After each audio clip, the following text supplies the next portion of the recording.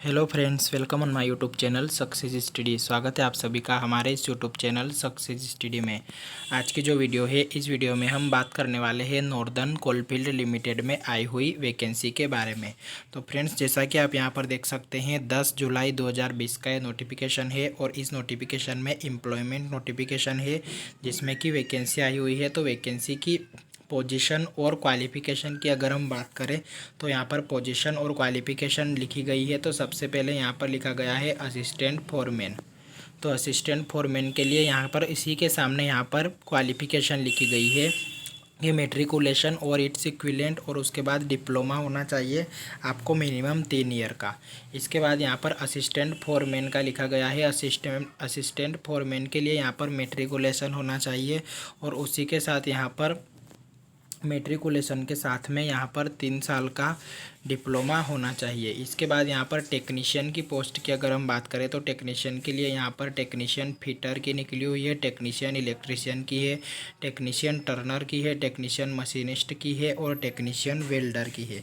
तो इस तरह से फ्रेंड्स यहाँ पर 5 पोस्टें टेक्नीशियन ट्रेड के लिए, 5 अलग अलग ट्रेडों के लिए वैकेंसी निकली हुई है। और इसमें जो क्वालिफ़िकेशन की अगर हम बात करें तो क्वालिफ़िकेशन में लिखा गया है मेट्रिकुलेशन और its equivalent examination passed from any recognised board of examination. मतलब कि आपको 10वीं पास होना चाहिए और उसी के साथ में आईटीआई इन रिविलियंट ट्रेड, मतलब कि आईटीआई आपको इन 5 में से किसी भी ट्रेड से पास होना चाहिए। ट्रेड सर्टिफिकेट आपके पास होना चाहिए एनसीवीटी या फिर एससीवीटी का, और उसी के साथ में आपको minimum 1 year apprenticeship training certificate होना चाहिए। तो अप्रेंटिस ट्रेनिंग अगर आपने कर रखी है और आईटीआई आपने कर रखी है तो आप इस वैकेंसी के लिए अप्लाई कर सकते हैं। तो यहाँ पर फ्रेंड्स, जिन कैंडिडेट ने अप्रेंटिस कर रखी है उनके लिए सबसे अच्छा मौका है कि यहाँ पर इन्होंने अप्रेंटिस मांगा गया है। ओनली आईटीआई वाले कैंडिडेट यहाँ पर आवेदन नहीं कर सकते हैं, अप्रेंटिस यहाँ पर ज़रूरी है साथ में।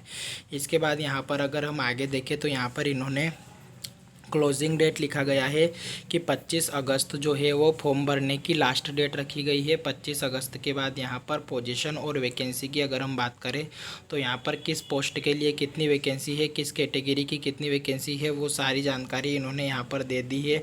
तो आप ये एक स्क्रीनशॉट भी ले सकते हैं या फिर यहाँ पर देख भी सकते हैं कि कितनी यहाँ पर पोस्टें किस कैटेगरी के लिए और किस ट्रेड के लिए रखी गई है। इसके बाद इसके आगे अगर हम देखें तो यहाँ पर रिजर्वेशन दिया गया है। रिजर्वेशन के बाद में यहाँ पर इसके आगे और अगर हम देखते हैं तो यहाँ पर टेबल ई 5 नंबर पर जो टेबल ई दी गई है, इस टेबल ई में सैलरी बताई गई है। आपको ट्रेनिंग के दौरान क्या सैलरी दी जाएगी और इसके बाद में क्या सैलरी दी जाएगी। तो यहाँ पर असिस्टेंट फोरमैन के लिए 31,852 है। असिस्टेंट फोरमैन मैकेनिकल के लिए यहाँ पर 31,852 है। इसके बाद यहाँ पर बाकी जो टेक्नीशियन है उन टेक्नीशियन के लिए यहाँ पर 1,065 रुपये पर डे रखी गई है। तो हर दिन आपको 1,065 रुपये मिलेंगे, मतलब कि 30,000 से ऊपर ही आपकी सैलरी इसमें बनने वाली है, जो कि अच्छी सैलरी है। इसके बाद रिजर्वेशन की अगर हम बात करें तो यहाँ पर SC ST OBC कैंडिडेट को रिजर्वेशन मिलेगा गवर्नमेंट ऑफ इंडिया के रूल से। और उसी के बाद अगर हम आगे अगर हम देखें तो यहाँ पर एज लिमिट, तो एज लिमिट की अगर हम बात करें तो 18 ईयर से लेके 30 ईयर तक एज लिमिट रखी गई है। 18 से लेके 30 साल के बीच में आप यहाँ पर एप्लीकेशन फॉर्म को फिल कर सकते हैं। इसके बाद एप्लीकेशन फ़ीस की अगर हम बात करें तो एप्लीकेशन फ़ीस यहाँ पर 500 रुपये रखी गई है OBC और UR के लिए। इसके बाद SC ST के लिए यहाँ पर कोई भी एप्लीकेशन फ़ीस नहीं रखी गई है। इसके बाद आगे अगर हम देखते हैं तो सिलेक्शन प्रोसेस में लिखा गया है कि eligible candidate meeting the minimum eligibility criteria on the circular debt, मतलब कि यहाँ पर आपका जो डेट दी गई है, लास्ट डेट एप्लीकेशन फॉर्म भरने की, उस तारीख को आपकी जो क्वालिफ़िकेशन है वो कंप्लीट हो जाना चाहिए। उसके बाद अगर कंप्लीट होती है तो आपको वेरिफिकेशन में फेल कर दिया जाएगा। इसके बाद यहाँ पर लिखा गया है कि candidate would allow to appear in the written test merely on the basis of their declaration regarding their eligibility. In online application form. तो यहाँ पर आपका रिटर्न टेस्ट लेने वाले हैं। रिटर्न टेस्ट के बाद इन्होंने यहाँ पर लिखा है कि स्क्रूटनी या verification of the claims on the candidate और एलिजिबिलिटी अप्लाइड विल पोस्ट। तो यहाँ पर वेरिफिकेशन किया जाएगा या डॉक्यूमेंट की स्क्रूटनी की जाएगी, उसके बाद आपका रिजल्ट जो है वो जारी किया जाएगा। उसके बाद आपको मिनिमम कट ऑफ मार्क भी यहाँ पर लाने हैं। तो मिनिमम कट ऑफ मार्क इन्होंने यहाँ पर नीचे लिख दिए हैं होंगे। तो यहाँ पर हम देख सकते हैं कि यहाँ पर कितने लिखे हैं वो भी हम आपको बता देंगे। इसके बाद आगे अगर हम देखें तो यहाँ पर रिटर्न टेस्ट 7 अलग अलग पोस्टों के लिए लिखा गया है। तो 7 पोस्टों के लिए अलग अलग रिटर्न टेस्ट होगा। तो पहले इन्होंने लिखा है कि the test will be 100 marks for 19 minutes duration. 100 number का पेपर होगा और 90 मिनट का आपको यहाँ पर टाइम दिया जाएगा।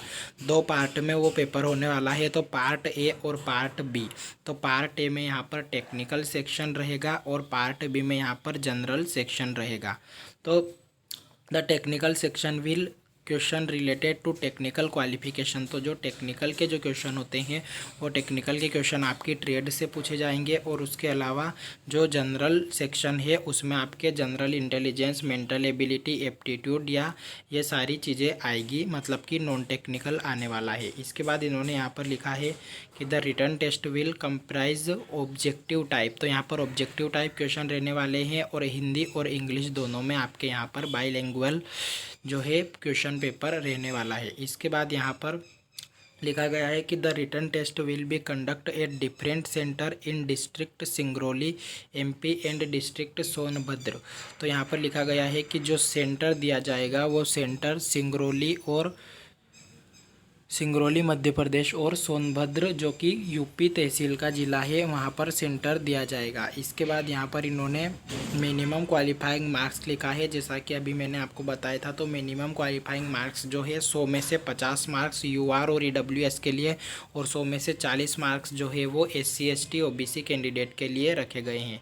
इसके बाद आगे अगर हम इसमें देखें तो यहाँ पर इन्होंने कुछ नॉर्मल कंडीशंस दी गई है, जनरल इंस्ट्रक्शन दिए गए हैं जो आप सभी यहाँ पर पढ़ सकते हैं कि आपको जो 10th की मार्कशीट में देख के अपना नाम पता भरना है। जो भी यहाँ पर जनरल इंस्ट्रक्शन है वो सारे इंस्ट्रक्शन आप पढ़ सकते हैं।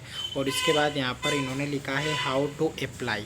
तो अप्लाई कैसे करना है उसके बारे में यहाँ पर बताया गया है। तो अप्लाई के लिए भी यहाँ पर आपको लिंक दे दी जाएगी डिस्क्रिप्शन में, तो उससे आप अप्लाई कर सकते हैं।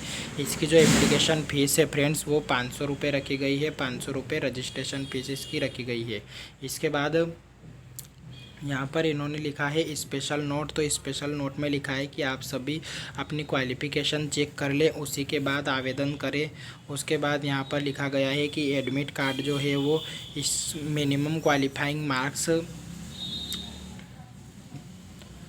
यहाँ लिखा है कि एडमिट कार्ड जो है वो दावा नहीं करता है कि आप इसमें पात्र हो। एडमिट कार्ड आपको जारी हो जाएगा, लेकिन फाइनल जो आपका सिलेक्शन होने वाला है वो फाइनल सिलेक्शन आपका वेरिफिकेशन के बाद ही होगा। इसके बाद इन्होंने यहाँ पर इम्पोर्टेंट डेट दी गई है। तो इम्पोर्टेंट डेट की अगर हम बात करें तो यहाँ पर 3 अगस्त से यहाँ पर फॉर्म फिल होने स्टार्ट हो जाएंगे और 25 अगस्त लास्ट डेट यहाँ पर रखी गई है। 25 अगस्त को आपको यहाँ पर लास्ट डेट है। इसके बाद यहाँ पर इन्होंने लिखा है कि जब eligibility of candidate in all respect table A notification in different post. तो यहाँ पर 25 अगस्त जो है फ्रेंड्स, 25 अगस्त को आपकी, अगर आपने अप्रेंटिस कर रहे हैं आप, तो आपकी अप्रेंटिस 25 अगस्त को कंप्लीट हो जानी चाहिए, तभी आप इसमें अप्लाई कर सकते हैं। 25 अगस्त को आपका रिजल्ट आ जाना चाहिए, वरना आप इसमें वेरिफिकेशन में फेल कर दिए जाएंगे। तो फ्रेंड्स इस टाइप से ये वैकेंसी थी। इसके आगे अगर हम देखें तो यहाँ पर परफॉर्मा दिए गए हैं कि यहाँ पर आपको ओबीसी का सर्टिफिकेट कैसा बनाना है, एससी एसटी का कैसा बनाना है।